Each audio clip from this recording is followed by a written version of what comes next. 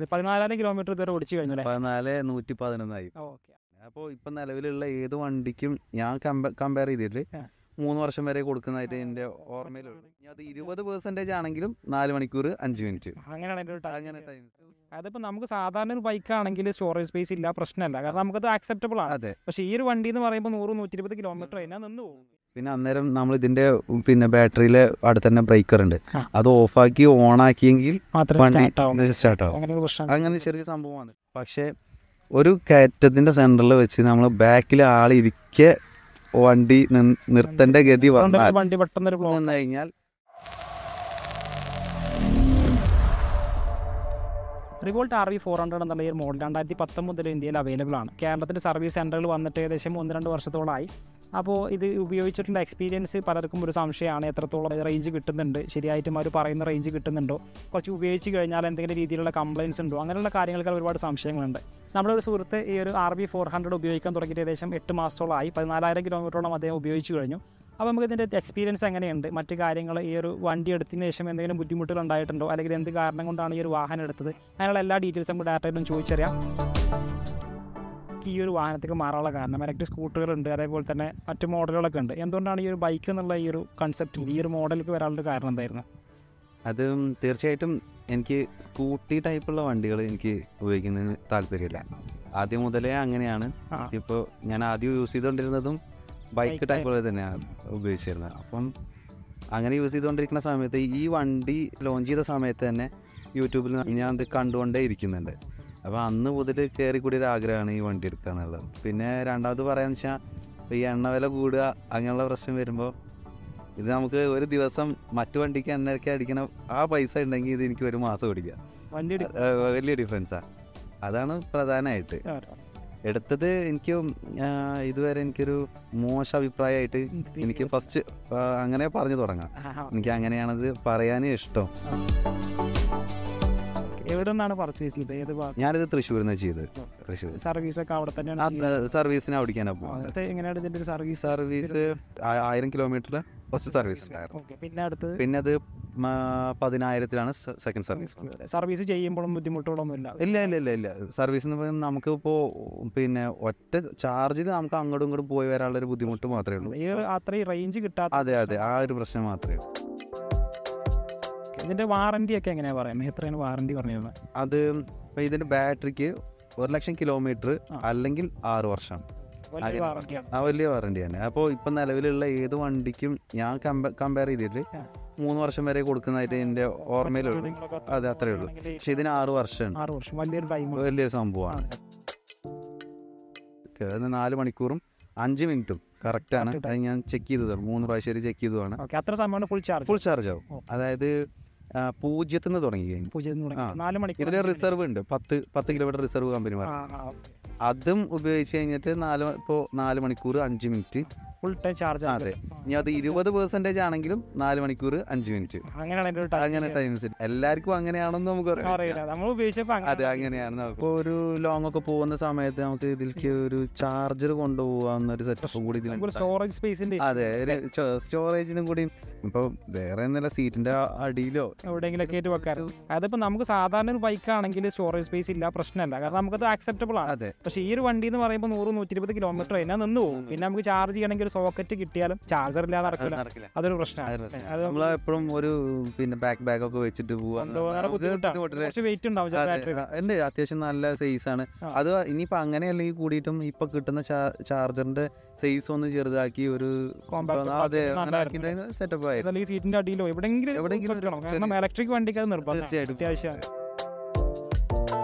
നമുക്ക് വഴിയിൽ കുടുങ്ങുന്ന ഒരു സിറ്റുവേഷൻ, അല്ലെങ്കിൽ എവിടെയും പോകുന്ന സമയത്ത് അവിടെ എത്തോ ഇല്ലേ, അങ്ങനെയൊക്കെ ഒരു ടെൻഷൻ തുടക്കത്തിലുണ്ടായിരുന്നു. ഇത് എടുത്ത സമയം മുതൽ എനിക്ക് നല്ല ടെൻഷനായിരുന്നു കുറച്ച്.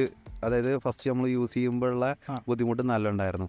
ഇത് എത്ര കിലോമീറ്റർ പോകും, ഇത്ര സ്പീഡ് പോയി കഴിഞ്ഞാൽ ഇത് എന്താവും. പക്ഷേ ഇത് ഞാൻ ഉപയോഗിക്കാൻ തുടങ്ങിയതിന് ശേഷം കുറച്ച് ഒരു ആഴ്ച ഒക്കെ നമ്മൾ ഉപയോഗിച്ച് തുടങ്ങിയപ്പോഴാണ് നമ്മൾ ഓട്ടോമാറ്റിക് ഇതിലേക്ക് ഇറങ്ങി വരും നമുക്ക്. അപ്പോൾ നമുക്ക് റേഞ്ച് കൂടുതൽ പോകണം എന്നുണ്ടെങ്കിൽ നമ്മൾ ആ ഫസ്റ്റ് മോഡ് തന്നെ യൂസ് ചെയ്തിട്ടേ പോവുള്ളൂ.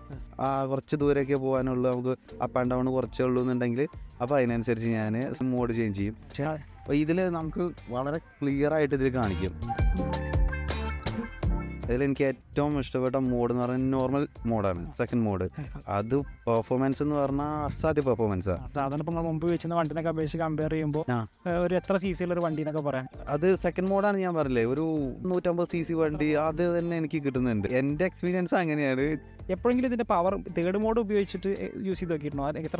തേർഡ് മോഡ് ഞാൻ വളരെ കമ്മിയാണ് യൂസ് ചെയ്യാറ്. അതിന്റെ ആവശ്യം വരാറില്ല. എനിക്ക് എപ്പോഴും കംഫർട്ടബിൾ സെക്കൻഡ് മോഡാണ്. സെക്കൻഡ് മോഡ് എനിക്ക് ഭയങ്കരമായിട്ട് കംഫർട്ടബിൾ ആണ്. അതെ. ഓവർടേക്കിങ്ങിന് പല ആൾക്കാരും ഇത് ബുദ്ധിമുട്ടുണ്ട് ചോദിക്കാറുണ്ട്. എന്നെ സംബന്ധിച്ചിടത്തോളം എനിക്ക് ഓവർടേക്കിങ്ങിന് അങ്ങനെ ഒരു ബുദ്ധിമുട്ട് ഇതുവരെ വന്നിട്ടില്ല. അത് വെച്ചാൽ ഓവർടേക്ക് ചെയ്യണമെന്ന് തോന്നി കഴിഞ്ഞാൽ സെക്കൻഡ് മോഡ് ചേഞ്ച് ചെയ്ത് കഴിഞ്ഞാൽ ടപ്പനെ കയറി. എത്ര ടോപ്പ് സ്പീഡ് നോക്കിയിട്ടുണ്ടോ? നോക്കിയിട്ടുണ്ട്. 83, 85 വരെയൊക്കെ വന്നിട്ടുണ്ട്. 83 വരെയൊക്കെ വന്നിട്ടുണ്ട്. 85 നമ്മൾ മുട്ടിക്കണം എന്ന് വിചാരിച്ചിട്ട് ചെയ്തെങ്കിൽ കിട്ടും. നിങ്ങളുടെ യൂസിന് എത്ര റേഞ്ച് ശരിക്കും കിട്ടുന്നുണ്ട്? 120 കിലോമീറ്റർ എനിക്ക് ഇപ്പം കിട്ടുന്നുണ്ട്. നാളെ എന്താണെന്ന് ഞാൻ പറയില്ല. അപ്പോൾ റേഞ്ച് ഷോർട്ടേജ് ഉണ്ടോ? ഫസ്റ്റ് എടുത്തതിനേക്കാളും ഷോർട്ടേജ് ഇപ്പോൾ അല്ല, ഫസ്റ്റ് എടുത്തതിനേക്കാൾ കൂടുതലാണ് ഈ സെക്കൻഡ് സർവീസിൽ എന്തെങ്കിലും ഗുണമുണ്ടോ എന്നുള്ളത് എനിക്കറിയില്ല. എങ്കിൽ കൂടിയിട്ടും ഈ സെക്കൻഡ് സർവീസ് കഴിഞ്ഞതിന് ശേഷമാണ് എനിക്ക് കൂടുതൽ റേഞ്ച് കൂടുതലായിട്ട്. ചിലപ്പോൾ വേറെ ചേഞ്ച് ഉണ്ടാവും യൂസ് ചെയ്യുന്ന ആ ഒരു അത് സംഭവത്തിൽ വലിയൊരു കാര്യമാണ്. ഈ വണ്ടി യൂസ് ചെയ്യുന്ന സമയത്ത് നമ്മളിപ്പോൾ സാധാരണ മറ്റേ പെട്രോൾ വണ്ടി യൂസ് ചെയ്യുന്ന ആക്സിഡന്റ് നമുക്ക് എത്ര വേണമെങ്കിൽ കൊടുക്കാം. പക്ഷെ ഇത് കൊടുക്കുന്നത് ഒരു പ്രത്യേക, അത് നമ്മളെ കയ്യിലേക്ക് ഓട്ടോമാറ്റിക്കലി വന്നു പോയതായിരിക്കും. ഇത് ആദ്യം നമ്മൾ പോകുമ്പോൾ ശരിക്കും ബൈക്ക് ആക്സിഡന്റ് കൊടുത്തിട്ട് അങ്ങനെ പോവായിരുന്നു. ഇത് പിടിച്ചു നിർത്തരാ. ഇത് പിന്നെ അങ്ങനെയല്ല, നമ്മളിങ്ങനെ ഏറ്റക്കുറച്ചിൽ വരുത്തിക്കൊണ്ട് ഓടിക്കുക. അപ്പം അതിന്റെ മാറ്റമൊക്കെ ആയിരിക്കും ചിലപ്പോൾ. പിന്നെ ഇതിന്റെ പ്രോബ്ലം പലരും പറയുന്നുണ്ട്, ഇതിന്റെ ബെൽറ്റ് പൊട്ടുന്ന പ്രശ്നം. നിങ്ങൾക്ക് അങ്ങനെ വല്ല പ്രശ്നങ്ങൾ ഉണ്ടായിട്ടുണ്ടോ? ഇല്ല. ഇപ്പം ഞാൻ ഈ വണ്ടി എടുത്ത സമയത്ത് തന്നെ സർവീസിൽ നിന്ന് ഒരു പുള്ളി പറഞ്ഞിട്ടുണ്ട്, അതുൽ എന്നാണ് പേര്. ആളിൻ്റെ അടുത്ത് പറഞ്ഞതെന്ന് വെച്ച് കഴിഞ്ഞാൽ ഈ ബെൽറ്റിൻ്റെ പ്രശ്നം ഞാൻ നേരിട്ട് ചോദിച്ചതാണ്. അപ്പോൾ അന്നേരം ആൾ പറഞ്ഞത് നമ്മളിപ്പോൾ ചെളിയിൽ കൂടെ ഓടിക്കാം, മഴക്കാലത്തുള്ള പിന്നെ സമയത്ത് ഉപയോഗിക്കുമ്പോൾ പറ്റുകയാണെങ്കിൽ ബെൽറ്റ് മാത്രം ഒന്ന് കഴുകി കൊടുക്കാൻ പറഞ്ഞിരുന്നു. ആ ഒരു സംഭവം ഞാൻ പ്രോപ്പറായിട്ട് മഴക്കാലത്ത് ചെയ്യാറുണ്ട്. മഴക്കാലത്ത് ചെളിയിൽ കൂടെ ഓടി വരികയാണെന്നുണ്ടെങ്കിൽ അപ്പോൾ ഞാനൊരു കപ്പിൽ എന്തെങ്കിലും വെള്ളം എടുത്തിട്ട് ജസ്റ്റ് ഒന്ന് അടിച്ച്. വാഷ് ചെയ്യാൻ പ്രശ്നങ്ങൾ എന്തെങ്കിലും ഉണ്ടോ? ഇലക്ട്രിക് ആയതുകൊണ്ട് എന്തെങ്കിലും പേടി അല്ലെങ്കിൽ ഇതുവരെ എന്തെങ്കിലും പ്രശ്നങ്ങൾ അങ്ങനെ? ഇല്ല, ഇതുവരെ എൻ്റെ അടുത്ത് അവിടെ സർവീസിൽ ചെന്ന സമയത്ത് അവിടുത്തെ മാനേജറിൻ്റെ അടുത്ത് പറഞ്ഞ് ഒരു സാധാരണ ബൈക്ക് യൂസ് ചെയ്യുന്നത് പോലെ കഴുകുകയും ഉപയോഗിക്കാൻ ചെയ്യാന്ന് ആളെ എനിക്ക് ഗ്യാരണ്ടി തന്നതാണ്. എനിക്ക് വാഷ് ചെയ്യാനൊന്നും ഒരു ഇതുവരെ പ്രശ്നം വന്നിട്ടില്ല. സർവീസ് പുറത്ത് കൊടുത്തിട്ടുണ്ടോ? ഇല്ല, വാട്ടർ സർവീസ് ചെയ്തിട്ടില്ല. ഞാൻ തന്നെ സ്വന്തമായിട്ട് കഴുകിയിട്ടുണ്ട്. അത്യാവശ്യം നല്ല പവറിന് കയറ്റും, കുഴപ്പമൊന്നുമില്ല. ഇല്ല, ഞാൻ വെള്ളം അടിച്ച് തന്നെ കഴുകാറില്ല. ഓക്കെ, അപ്പോൾ കുഴപ്പങ്ങളൊന്നുമില്ല. പൊതുവെ ഇലക്ട്രിക് സ്കൂട്ടറിൻ്റെ ഒരു ഇഷ്യൂ ആണ്, നമ്മൾ കയറ്റത്തിൽ നിന്ന് കഴിഞ്ഞാൽ എടുക്കുമ്പോഴേ പ്രശ്നം. പ്രത്യേകിച്ച് ഒരു പില്ലിയണൊക്കെ ഉണ്ടെങ്കിൽ ബാക്കിൽ ഒരാളൊക്കെ ഇരിക്കുന്ന സമയത്ത് അതൊരു പ്രശ്നം പലരും പറയുന്നുണ്ട്. ഏതെങ്കിലും എക്സ്പീരിയൻസ്? ശരിയാണ്. അത് ഒരാൾ ബാക്കിലുള്ള സമയത്താണ് ഈ ഓടിയും കൊണ്ടിരിക്കാൻ. ഇപ്പോൾ കട്ടിങ് കയറ്റം എന്നൊക്കെ പറയില്ല, നമ്മൾ സ്റ്റെപ്പായി കയറിക്കൊണ്ടിരിക്കും. ആ കയറ്റൊക്കെയാണെന്നുണ്ടെങ്കിൽ ആൾ ബാക്കിലുണ്ടെങ്കിലും ഒരേ ഉണ്ടെങ്കിൽ അത് കയറി കുഴപ്പമില്ല. പക്ഷേ ഒരു കയറ്റത്തിൻ്റെ സെൻറ്ററിൽ വെച്ച് നമ്മൾ ബാക്കിൽ ആളിരിക്കെ വണ്ടി നിർത്തേണ്ട ഗതി വന്നു കഴിഞ്ഞാൽ അന്നേരം എടുക്കുന്നതിൽ ബുദ്ധിമുട്ടുണ്ട്. 2 പ്രാവശ്യം അനുഭവിച്ചിട്ടുമുണ്ട്. ഞാൻ ഇതെപ്പോഴും പറയുന്നത് സിംഗിൾ യൂസ് ചെയ്യുക അടിപൊളിയാണ്. സിംഗിൾ യൂസിന് ഇത് അടിപൊളിയാണ്. ഒരാളെ ബാക്കിൽ കുഴപ്പമില്ല, ഒരു 10-20 കിലോമീറ്റർ പിന്നെ മെയിൻ റോഡിൽ കൂടെ പോയി വരാനൊക്കെയാണെന്നുണ്ടെങ്കിൽ 2 ആളിരുന്ന് പോകുന്നതിൻ്റെ പ്രശ്നം. നേരെ മറിച്ച് നമ്മൾ പോക്കറ്റ് റോഡ്, മറ്റേ ഹൈ റേഞ്ച്, അത് അങ്ങനത്തെ സംഭവങ്ങളൊക്കെ വരുമ്പോൾ നമ്മൾ ഞാനപ്പം ബാക്കിൽ ഒരാളെ എനിക്ക്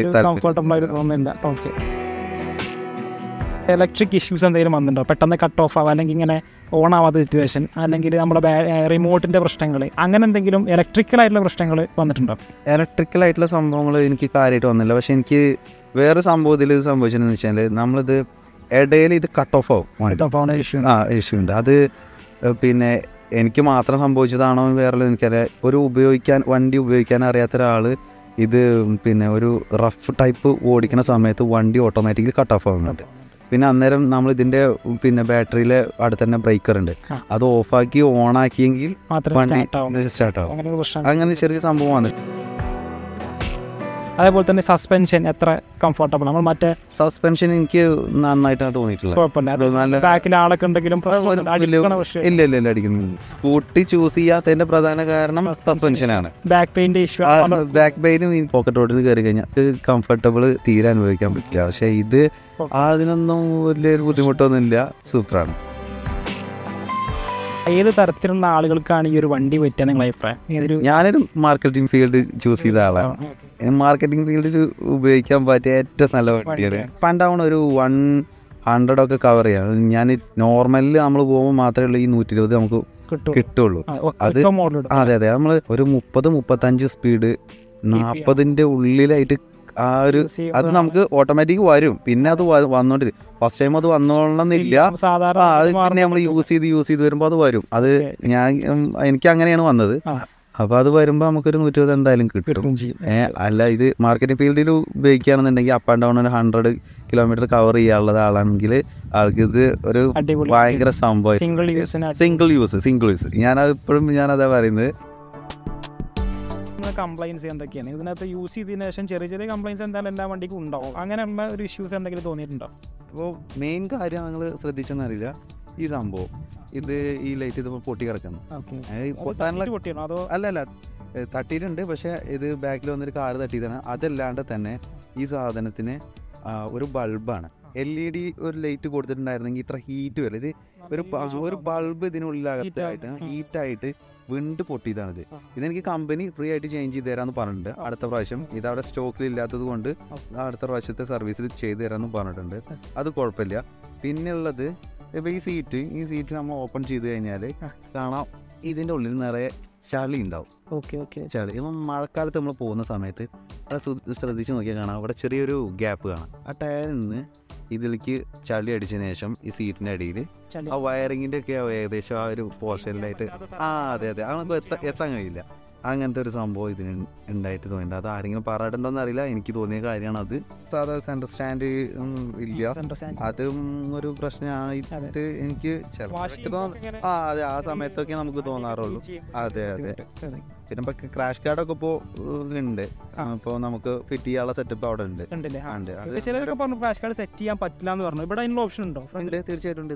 ഇതിൽ നിന്ന് ഇങ്ങനെ 2 ഗാർഡുകൾ വന്നതിന് ശേഷം അതിൽ അത് നമുക്ക് വെച്ച് കഴിഞ്ഞാൽ ലുക്കിന് ബേസിന് എനിക്കിത് വൃത്തിയായിട്ട് കൊണ്ടുനടക്കാൻ പറ്റാത്തൊരു ബുദ്ധിമുട്ട്. ഇപ്പൊ ഇതിന്റെ ഉള്ളിലേക്കൊന്നും നമുക്ക് കൈയിട്ട് ക്ലീൻ ചെയ്യാൻ കഴിഞ്ഞൊന്നും വരില്ല. അപ്പൊ അങ്ങനെ ഒരു സംഭവം അതിനുണ്ട്. അതുകൊണ്ടാണ് ഞാൻ ക്രാഷ് ഗാർഡ് ഫിറ്റ് ചെയ്യാത്തത്. വെക്കാൻ കഴിയും, പ്രശ്നങ്ങളൊന്നുമില്ല. അതേപോലെ തന്നെ കാല് വെക്കുമ്പോൾ ചിലപ്പോൾ ബുദ്ധിമുട്ട് വരേക്കാം. ഇല്ല, ഇത് ഇതിനോട് ചാരിയിട്ടാ വരുന്നത്. അത് ഞാൻ കണ്ടതാണ്, തീരെ ചാരിയിട്ടാണ് വരുന്നത്. പക്ഷെ ഈ കൂടിയിട്ട് നമുക്ക് കഴുകുന്നോടത്തുള്ള ബുദ്ധിമുട്ടുണ്ട് ഫിറ്റ് ചെയ്യാൻ. ഇഷ്യൂ ഉണ്ടോ? ഹീറ്റിംഗ് ഇല്ല, ഓവർ ഹീറ്റിംഗ് അങ്ങനെ തോന്നുന്നു ഇതുവരെ വന്നില്ല. പിന്നെ പൊതുവെ ഇലക്ട്രിക്കിലുള്ള വണ്ടികൾ പലരും പറയുന്നതാണ് ഭയങ്കര കിലുക്കൊക്കെ ഫീലിംഗ്, അതായത് നമ്മൾ കുറച്ച് യൂസ് ചെയ്ത് കഴിഞ്ഞാൽ ആ പ്രശ്നം നോയ്സ് കമ്മിയാണ്. ഇതിന്റെ സീറ്റിന്റെ പോസ്റ്ററിലൊക്കെ പലർക്കും പ്രശ്നങ്ങളുണ്ട്. നിങ്ങൾക്ക് ഇതിൽ എന്തെങ്കിലും എക്സ്ട്രാ സെറ്റിംഗ്സ് ചെയ്യേണ്ടി വരിക അല്ലെങ്കിൽ മറ്റു പ്രശ്നങ്ങൾ ഉപയോഗിക്കുമ്പോൾ ഫീൽ ചെയ്ത എന്തൊക്കെ വിഷയങ്ങൾ ഇതിലുണ്ടോ? ഈ വണ്ടി എടുക്കുന്ന സമയത്ത് നമ്മൾ ഇലക്ട്രിക്കൽ സംബന്ധമായിട്ടുള്ള ഒരു ഫിറ്റിംഗ്സും ചെയ്യാൻ പാടില്ല എന്ന് പ്രത്യേകം പറഞ്ഞിട്ടുണ്ട്. പിന്നെ സീറ്റ് ശരിക്കും പറയുകയാണെന്നുണ്ടെങ്കിൽ കാണാൻ സ്റ്റൈലാണ്, പക്ഷേ നമ്മൾ ഇരിക്കുന്ന സമയത്ത് നമ്മളെ ഈ ഫ്രണ്ട് ഭാഗം ഇവിടെ വല്ലാണ്ട് ഒരു ഫ്ലോപ്പാണ്. അതെ ഞാനിതാ ഈ സീറ്റിന്റെ ഇവിടെ നിങ്ങൾ ശരിക്കും ശ്രദ്ധിച്ചാൽ കാണാം, ഇവിടെ ഞാൻ കുഷ്യൻ വെച്ച് കുറച്ച് പൊന്തിച്ചിട്ടുണ്ട് ഇവിടെ മാത്രം. ഇനി ഞാൻ കുഷ്യൻ വെച്ചിട്ടും എനിക്ക് ചെറിയൊരു ഡിസ്കംഫർട്ടബിൾ ഉണ്ട്. ലോങ് ഡ്രൈവ് ചെയ്യുമ്പോൾ അതെ നമ്മളൊരു 10-20 കിലോമീറ്റർ ഒക്കെ പോകേണ്ട ഒരു റേഞ്ച് ഒക്കെ ആണെന്നുണ്ടെങ്കിൽ ഇരിക്കാൻ കംഫർട്ടബിൾ ആണ്. നമ്മളെ കാലിന്റെ പൊസിഷൻ ചില ആളുകൾക്ക് ബുദ്ധിമുട്ടായിട്ട് പറയുന്നുണ്ട്. ചില ആളുകൾക്ക് ഈ ഒരു നമുക്ക് സ്ഥിരമായിട്ട് ബൈക്ക് ഓടിക്കുന്നവർക്ക് ഓക്കെയാണ്, പക്ഷെ ചില ആളുകൾക്ക് ഈ ഒരു പൊസിഷൻ ഇഷ്ടപ്പെടാത്ത കമ്പ്യൂട്ടർ ബൈക്കിന്റെ ഒരു പൊസിഷൻ അല്ല ശരിക്കും. സ്ഥിരമായിട്ട് ഈ വണ്ടി ഉപയോഗിക്കുന്ന ആൾക്കാർക്ക് നല്ല അടിപൊളി പൊസിഷൻ. ഞാൻ സ്ഥിരമായിട്ട് FZ ഉപയോഗിക്കുന്നതാണ്. ഈ വണ്ടി കയറിയപ്പോൾ ഒരു ഡിസ്കംഫോർട്ട് ഇല്ല, വളരെ അടിപൊളി. അതേപോലെ തന്നെ ഇത് ഫ്രണ്ടിലേക്ക് വെക്കാൻ പറ്റൂലേ? പറ്റും. ഈ സംഭവം തിരിച്ച് അപ്പുറത്തേക്കും അത് ഇപ്പുറത്തേക്കും ഫിറ്റ് ചെയ്ത് കഴിഞ്ഞാൽ ഈ ഫുഡ് റെസ്റ്റ് ഏറെക്കുറെ ഇത്രയും വരും. അത്രയും ഡിസ്റ്റൻസ് അപ്പോൾ ഒന്നുകൂടി സ്ട്രൈറ്റ്ലി. ഇപ്പൊ എനിക്ക് തോന്നുന്നു ഈ ഫുഡ് റെസ്റ്റ് ഇങ്ങനെ ഇരിക്കുമ്പോൾ നമുക്ക് ബെൻഡൊക്കെ നമുക്ക് വളരെ കടത്തി തന്നെ നമുക്ക് തിരിച്ചെടുക്കാം. അപ്പോൾ നമ്മൾ ഈ ഒരു വണ്ടി വാങ്ങിച്ചപ്പോൾ ഇതിന്റെ ബാറ്ററി ചേഞ്ചിങ്ങിന്റെ കാര്യത്തിൽ എന്തെങ്കിലും ഒരു സംശയങ്ങളുണ്ടായിരുന്നു? എന്തെങ്കിലും ചോദിച്ചിരുന്നു? അങ്ങനെ കാര്യങ്ങൾ ഉണ്ടായിരുന്നു. ഞാൻ ഈ വണ്ടി എടുക്കുന്ന സമയത്ത് ഫസ്റ്റ് ചോദിച്ച കാര്യം അതാണ്. അപ്പം അന്നേരം ബാറ്ററിക്ക് നല്ല കോസ്റ്റാണ് ആള് പറഞ്ഞത്. അങ്ങനെയാണെങ്കിൽ നമുക്കിത് അതെ പെട്രോളിന് ഏറെക്കുറെ നോക്കുമ്പോൾ നമുക്ക് ഏകദേശം ഇപ്പം 60 രൂപ 64 രൂപയോളായിട്ട് കുറഞ്ഞിട്ടുണ്ട്. ആദ്യം ഏകദേശം 80 രൂപയോളം പറഞ്ഞിരുന്നു. അപ്പം 64 ആണെങ്കിൽ കൂടിയിട്ടും എന്നെ സംബന്ധിച്ചിടത്തോളം ഇതൊരു 2 വർഷം ഓടിയ ഈ വണ്ടിയെ എനിക്ക് ടോട്ടൽ മുതലാവും. അത്രയും ഓട്ടം ഓടുന്നുണ്ട്. പക്ഷെ എങ്കിൽ കൂടിയിട്ടും നമ്മളെപ്പോഴും ലാഭമാണല്ലോ ചിന്തിക്കുക. ഇലക്ട്രിക് എടുക്കുമ്പോൾ ഒന്നുകൂടി ബെനിഫിറ്റ്. അതെ അതാണ് ചിന്തിക്കുക. ഇന്ത്യ ഏറ്റവും കൂടുതൽ കണ്ടെത്തിയിരിക്കുന്നത് ഇന്ത്യയിൽ കൂടുതൽ വേറെ ഏതോ രാജ്യത്താണ് ഫസ്റ്റ്, രണ്ടാം സ്ഥാനത്ത് ഇന്ത്യയിലാണെന്ന് പറയുന്നുണ്ട്. അത് വരുമ്പോൾ ഇപ്പൊ പണ്ട് നിങ്ങൾക്ക് ഓർമ്മ ഉണ്ടെന്നറിയില്ല, ഒരു BSNL സിം എടുക്കുന്ന സമയത്ത് 500, 600, 1000, 1500 കൊടുക്കണ്ടായിരുന്നു. ഇപ്പൊ നേരം ഫ്രീ ആയിട്ട് നമുക്ക് സിം കിട്ടും. പക്ഷെ ഫ്രീ ആയിട്ട് കിട്ടുമെന്ന് ഞാൻ പറയില്ല.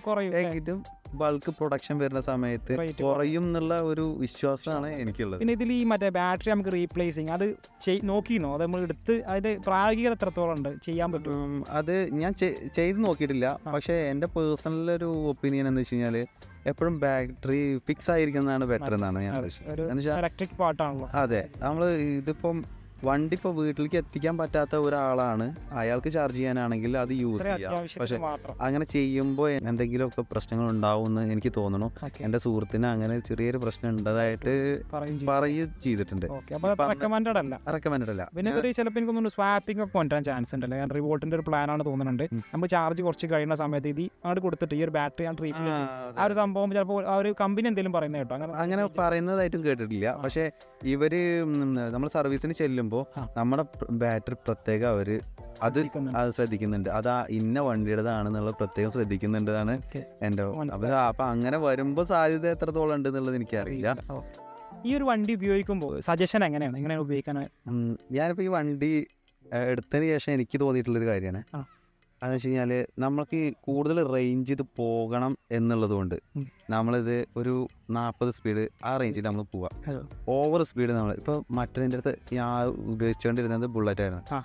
അനാവശ്യമായി സ്പീഡ് കയറ്റിക്കൊണ്ടിരിക്കുന്നത് അത് ഒരു സേഫ്റ്റിക്ക് ഒരു ചെറിയൊരു സംഭവമുണ്ട്. കാരണം ഒരു വണ്ടി നമ്മളെ വന്ന് കുത്തല്ലാതെ നമ്മൾ പോയി ഒരു വണ്ടി വളരെ കുറവാണ്, ഉണ്ടാവുമായിരിക്കും എന്നാലും കുറവാണ്. കാരണം വലിയ സ്പീഡാണ് എപ്പോഴും കൂടുതൽ കാരണം നമുക്ക് ലക്ഷ്യം റേഞ്ച് ആണല്ലോ.